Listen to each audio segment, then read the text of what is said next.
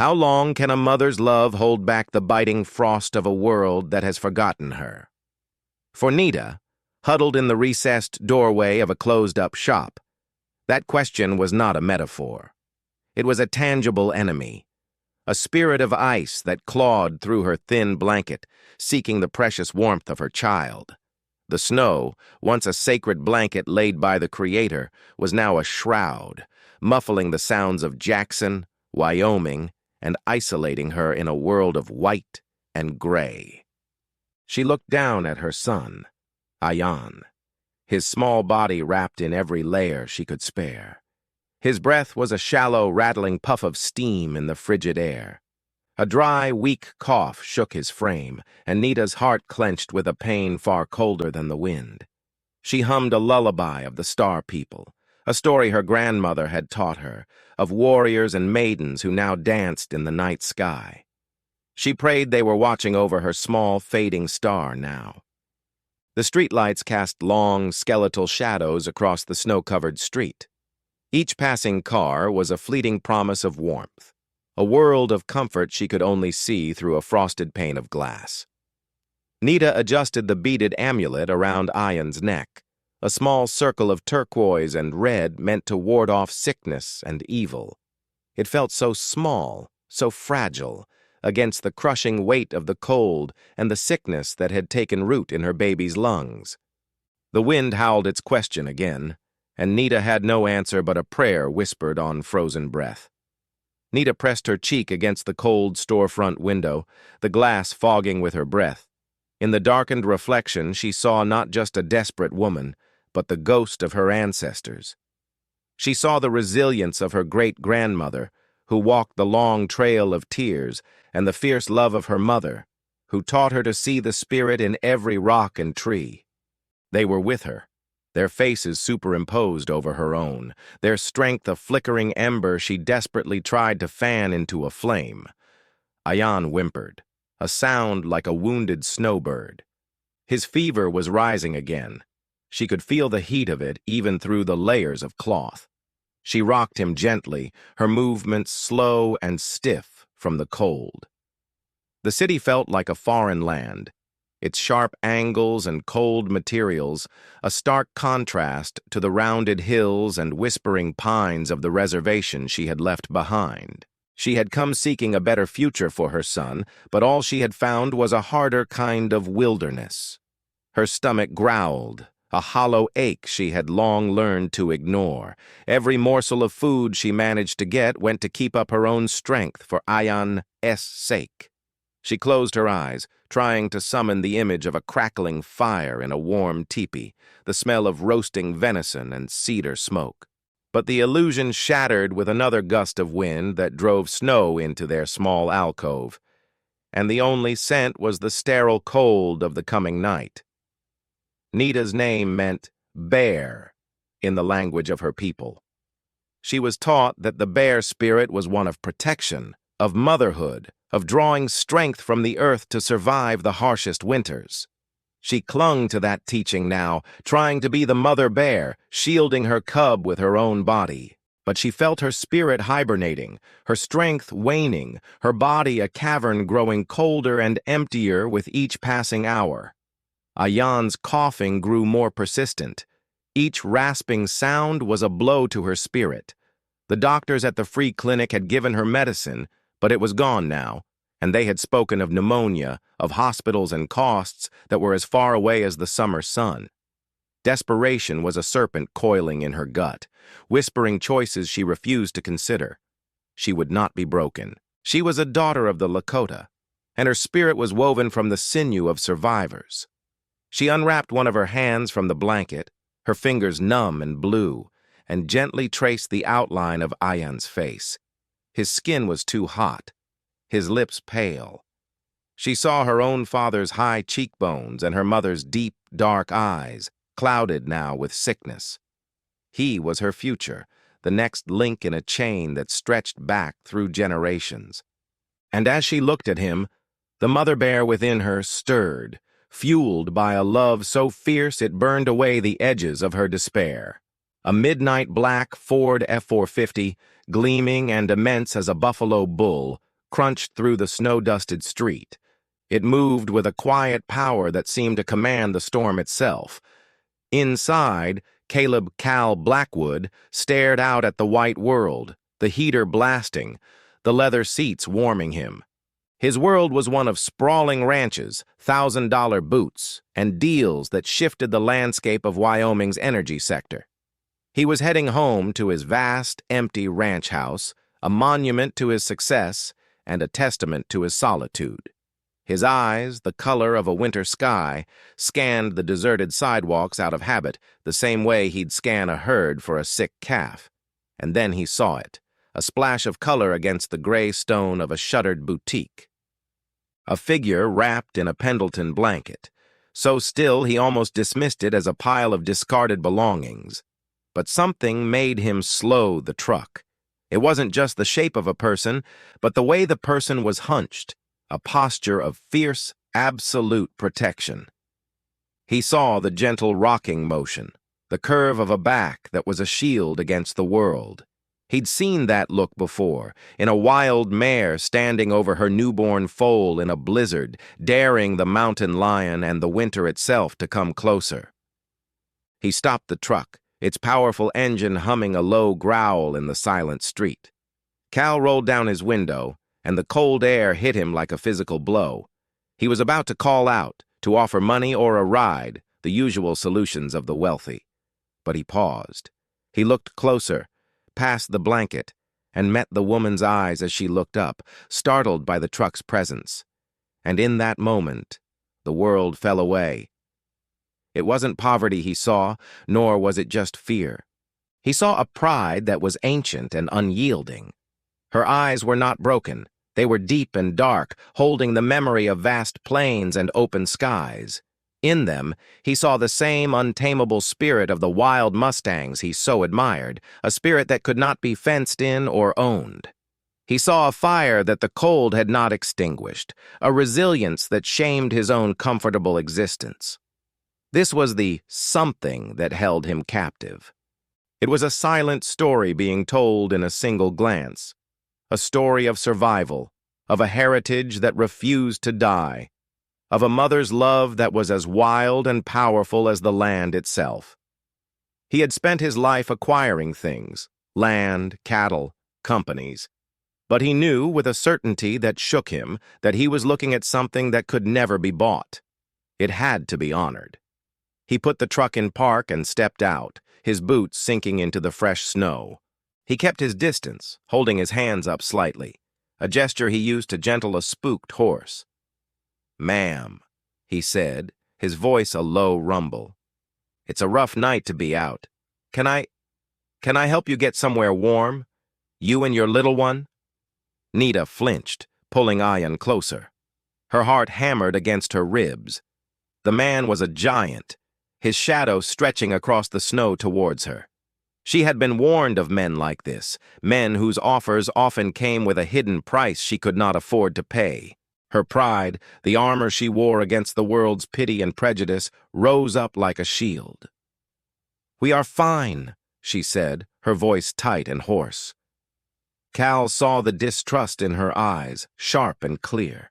He nodded slowly, understanding it. "I'm not looking for anything," he said, his voice gentle. "I have a ranch north of here. It's warm. There's food. Your boy, he sounds like he needs a doctor." He didn't mention the rattling cough he could now hear clearly, the sound that had sent a chill down his spine worse than the wind. He just stood there, a silhouette against the falling snow, offering a hand not in pity, but in respect. Nita looked from the giant of a man to the small, feverish face of her son.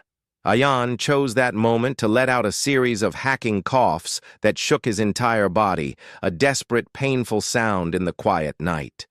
The man's words echoed in her mind. "He sounds like he needs a doctor." The serpent of desperation in her stomach uncoiled, its whispers now screams. Her pride was a worthy shield, but it could not warm her son's lungs. She studied the man's face. It was weathered, carved by wind and sun, but his eyes held no malice. They held a strange sort of reverence, a quiet respect she had not seen from a white man before. He wasn't looking at her like a problem to be solved with a few dollars, but like a person. He hadn't offered money. He had offered warmth. He had offered help for her son. The choice was a canyon before her. On one side was the familiar, dangerous ground of her independence. On the other was a leap of faith into the unknown, trusting a stranger who represented a world that had given her nothing but pain. She looked down at Ayan, his small chest struggling for air, and she knew there was no choice at all. The mother bear would do anything to protect her cub, even if it meant walking into another hunter's territory. "Where?" she whispered, the single word a surrender and a prayer. The interior of Cal's truck was another world. The scent of leather and clean pine filled her senses, and waves of blessed heat washed over her, making her frozen limbs ache as they thawed. Nita sat stiffly, holding Ayan tightly against her as if the man might snatch him away. The city lights slid past, blurring into streaks of gold and red against the snowy darkness. Cal drove in silence for a long time, sensing her fear. He turned on the radio to a soft country station, the music a gentle murmur in the background. "My name is Cal," he finally said, his eyes on the road. "What's your son's name?" He asked about the child first, a simple act that spoke volumes to Nita. "Ayan," she replied, her voice barely audible over the engine's hum. "It means eternal blossom." Cal nodded, a small smile touching his lips. "That's a fine name, a strong name." He didn't pry or ask how she ended up on the street. He simply drove, his presence filling the truck not with threat, but with a quiet, steady competence that slowly began to chip away at her fear. They were leaving the cold, hard city behind, heading north toward the towering, dark shapes of the Teton Mountains, into a future she could not begin to imagine. They turned off the main highway onto a private road that seemed to stretch for miles, flanked by snow-laden fences. In the distance, a sprawling log home glowed with warm lights, a beacon in the vast darkness. It wasn't a house, it was a compound, built of massive timbers and stone, nestled against the foothills like it had grown from the earth itself. Nita's breath caught in her throat. It was larger than any building on the reservation. Cal pulled up to the front and killed the engine. "We're here," he said softly. An older woman with a kind, wrinkled face and a long silver braid hurried out the front door, pulling a shawl around her shoulders. "Cal, I was getting worried." "Oh my goodness," she said, her eyes falling on Nita and the bundled child. "Bring them in. Bring them in out of this cold." This was Maria, Cal's housekeeper, and a member of the Shoshone tribe. Her presence was an immediate comfort, a familiar spirit in this overwhelmingly foreign place. Maria took one look at Ayan's flushed face, and the sound of his breathing and her expression turned serious. "Cal," she said, her voice firm. "Call Dr. Evans. Tell him to meet us at the clinic in town, now."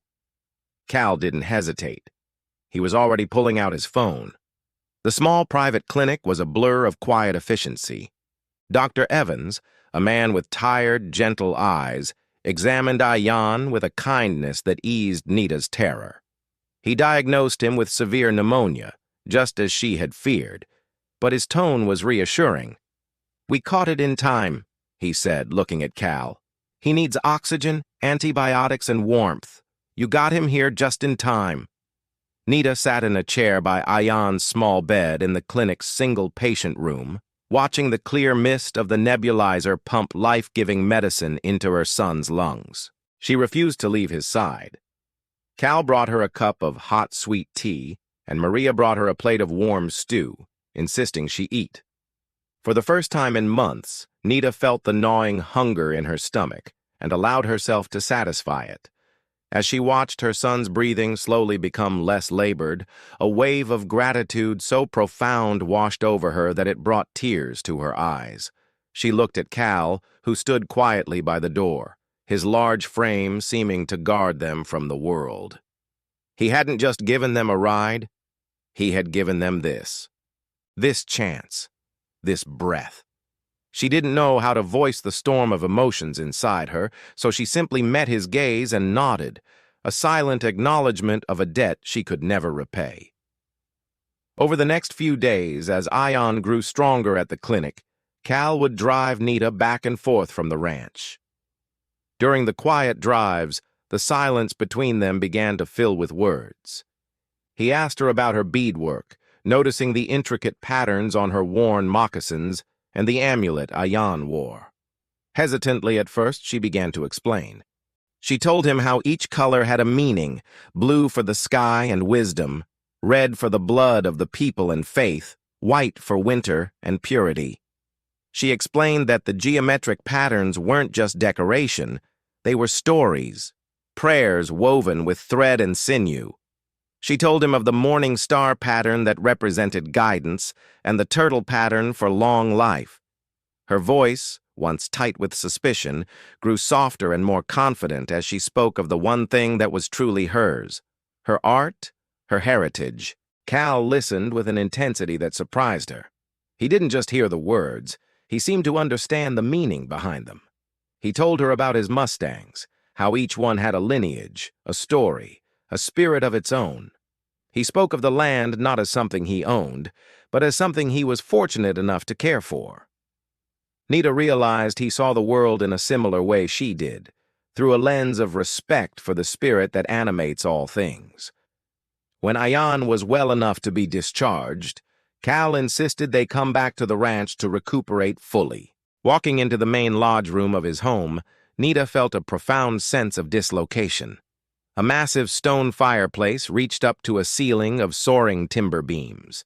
Rich Navajo rugs covered the polished wood floors, and priceless Western art hung on the walls.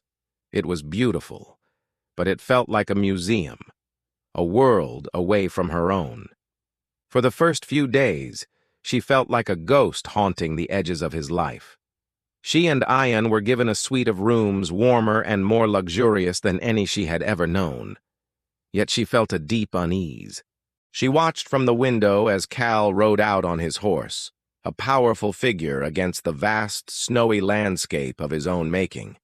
This was his world, a world of power and possession, and she worried she and her son were just his latest acquisition. Maria, however, became her anchor. The older woman would bring her tea and sit with her, speaking to her in a mix of English and her native Shoshone. She told Nita stories of Cal, of how he had lost his own wife and young daughter in a car accident years ago. "He is a good man," Maria said, her eyes soft with understanding. "He is not lonely for people. He is lonely for family." That one sentence changed everything for Nita. As Ayan's laughter began to fill the quiet halls of the vast house, Nita felt her own spirit begin to heal. The constant gnawing of fear and hunger was replaced by a sense of peace she hadn't felt in years. She watched Cal with Ayan, saw the gentle way the large man would let the little boy grab his finger, a look of profound, sad tenderness on his face. She began to see not a millionaire, but a man marked by his own loss. One afternoon, using a small beading kit that Maria had mysteriously found for her, Nita began to work. Her hands, no longer stiff with cold, moved with a practiced grace. She chose the beads carefully, strong blues for the sky and Cal's eyes, deep greens for the new life he had given Ayan, and a line of rich, earthy brown to represent the land they shared. At the center, she wove the symbol of the horse, a tribute to his spirit. When she finished, she had created a beautiful, intricate belt buckle. It was more than a gift. It was her story, her gratitude, her respect, all woven into a single object. She found Cal in his study, looking over maps of his land. With trembling hands, she held it out to him. "For you," she said softly. "A story of thanks." Cal took the buckle, his calloused fingers tracing the delicate beadwork. He was rendered speechless, The gift was so personal, so deeply meaningful, it felt more valuable than any stock certificate or land title he owned. "Nita," he breathed, his voice thick with emotion. "It's... thank you." He replaced his own plain silver buckle with hers right then and there, a silent statement that resonated deeply with her. A few days later, one of Cal's business partners, a slick oil man from Dallas named Harris, came to the ranch. He saw Nita playing with Ayan near the fireplace and shot Cal a smirking, questioning look. Later, when he thought Nita was out of earshot, he said, "So, Cal, what's the story with the new charity case? Picking up strays now?" Before the man could finish his sentence, Cal had him by the front of his expensive suit, his eyes blazing with a cold fire Nita had never seen. "Her name is Nita," Cal growled, his voice dangerously low. "She and her son are my family. If you ever speak of her with anything less than the utmost respect again, you and I will be finished. Am I clear?" The man paled, stammered an apology, and left soon after. Nita, who had overheard from the next room, felt a fierce sense of protection settle over her heart, a feeling she had only ever felt for her son. As the weeks turned into a month, the harsh winter began to lose its grip on the valley. The sun lingered longer each day, and the snow started to recede, revealing the first hints of the brown earth beneath. The change in season mirrored the change inside Nita. The fear that had been frozen deep in her bones was finally beginning to thaw. She smiled more, her natural warmth and humor emerging from behind the walls she had built. She found a rhythm in the life at the ranch. She would spend mornings with Ayan, telling him the old stories as they watched the horses in the corral. In the afternoons, while he napped, she would bead, her art flowing out of her with a renewed passion.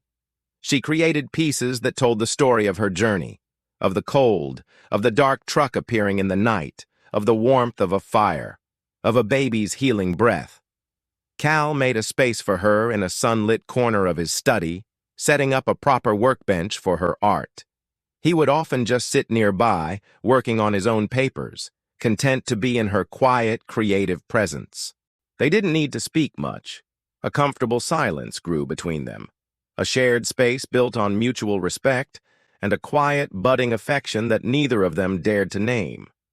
One weekend, Cal announced he was having a small get-together, a barbecue for his ranch hands and their families.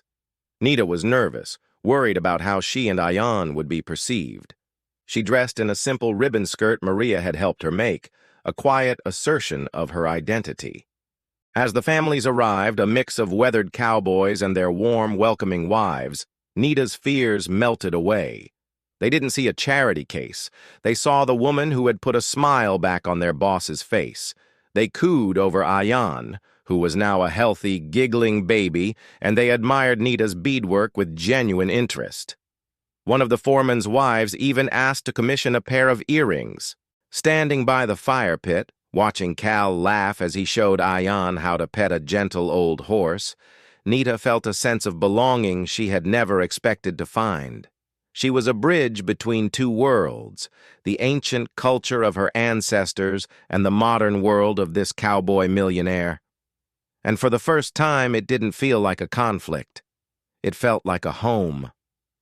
One evening, as a Chinook wind blew warm air down from the mountains, melting the last of the snow, Cal finally shared his own story with her.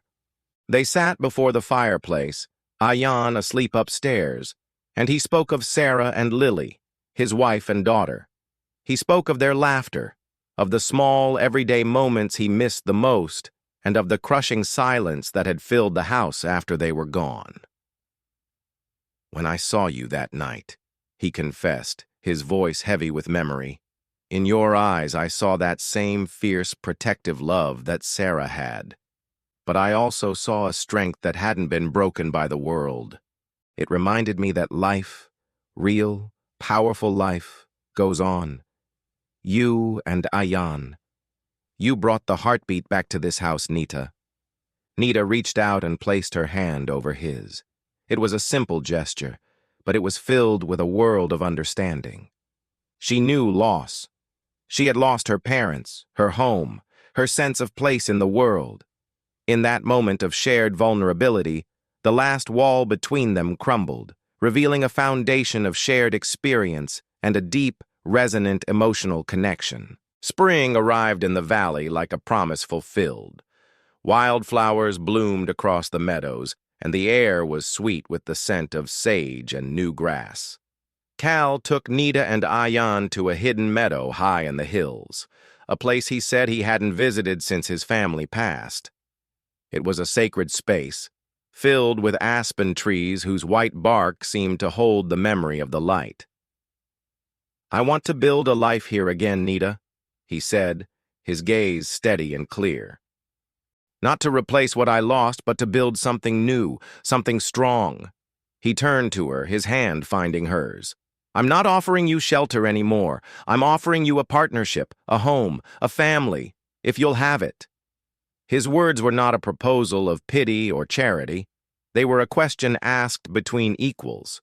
He wasn't trying to save her. He was asking her to save him from the empty wilderness of his own grief. He saw her not as someone who needed him, but as someone he desperately needed. Tears welled in Nita's eyes, tears of joy and relief, as she looked at this man and saw not a cowboy or a millionaire, but her partner, her friend, her future. Months later, Nita stood in that same meadow, watching Cal teach a now toddling Ayan how to pat the nose of a gentle foal. She wore a dress of soft white buckskin, adorned with her own beadwork, patterns of horses and hearts, of morning stars and new beginnings. A simple silver band, inlaid with turquoise, sat on her finger. She had found more than safety. She had found her voice. Her artwork was becoming known in the galleries in town, celebrated for its mix of traditional skill and contemporary storytelling. She was no longer a shadow in the doorway, but a vibrant artist, a respected partner, and a mother whose child was thriving, his laughter echoing in the mountain air. She was Nita Blackwood now, a name that combined her past and her future. She looked at the Teton peaks, their ancient faces watching over the valley. She thought of her ancestors, of the star people in the sky, and she knew they were smiling. She had not been abandoned. Her journey through the harshest winter had led her here, to the promise of a new spring. The path had been hard, but it had led her home. How long can a mother's love hold back the biting frost of a world that has forgotten her? Standing on the porch of her home, wrapped in the arms of her husband, Nita finally knew the answer. It can hold it back long enough for the sun to rise. It can burn so fiercely that it becomes a beacon in the darkest night, a signal fire for another lonely soul. It cannot only survive the winter, it can create a new spring. She looked from Cal's loving face down to Ayan, who was chasing a butterfly through the wild flowers. His cough was a distant memory, replaced by giggles of pure joy. The beaded amulet was still around his neck, not as a ward against sickness, but as a reminder of their journey, a story of survival woven in thread and beads. The wind that once bit at her now whispered through the aspens, carrying the scent of pine and the promise of a warm summer to come. It no longer asked a question. It sang a lullaby of peace, of family, of a love that had bridged two worlds and built a home under the vast, welcoming Wyoming sky.